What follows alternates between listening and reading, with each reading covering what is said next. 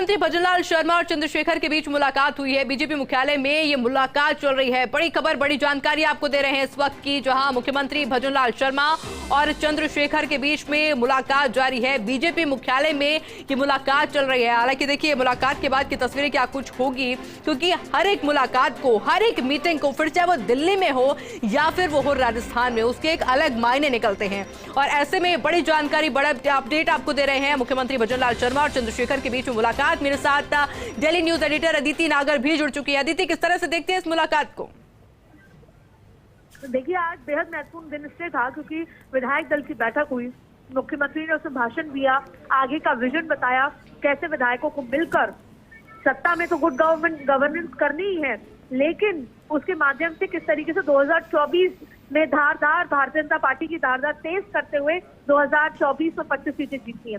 लेकिन जब बैठक खत्म हुई उसके बाद चाय पर चंद्रशेखर से मुलाकात हुई।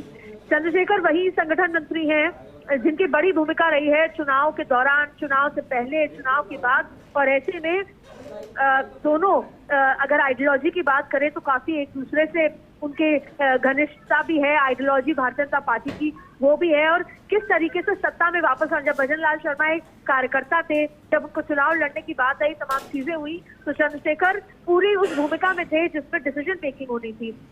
और अब जब चंद्रशेखर राजस्थान छोड़ तेलंगाना जा रहे हैं तो ऐसे में वो हैंडओवर भी होता है। ऐसे में तमाम संगठन की किस्से जो पिछले लंबे समय तक चंद्रशेखर ने उस दायित्व को निभाया है, उसमें किस तरीके से, क्योंकि देखिए भारतीय जनता पार्टी जितना सत्ता में रहना चाहती है, चुनाव जीतना चाहती है, उतना ही संगठन को भी मजबूत रखना चाहती है।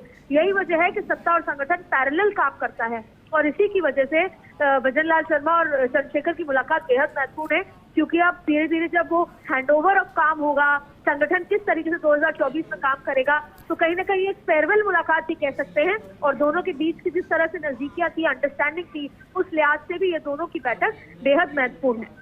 और बिल्कुल अदिति, बहुत बहुत शुक्रिया आपका इस तमाम जानकारी के लिए। और देखिए, इसी के साथ ये बड़ी जानकारी अपडेट आपको दे रहे हैं मुख्यमंत्री भजनलाल शर्मा और चंद्रशेखर के बीच में मुलाकात अपने आप में बेहद खास। और जिस तरह से डेली न्यूज एडिटर अदिति नागर जानकारी भी दे रही थी कि इसके अपने आप में कई मायने निकलते हैं। एक फेयरवेल मुलाकात भी इसको एक तरह से समझा जा सकता है, क्योंकि बीजेपी अब एक एक कदम फूक फूक कर इसलिए भी रखेगी क्योंकि जो विधानसभा चुनावों को लेकर के जो वादे किए गए थे, वो वादे वाकई में राजस्थान में सही साबित हुए।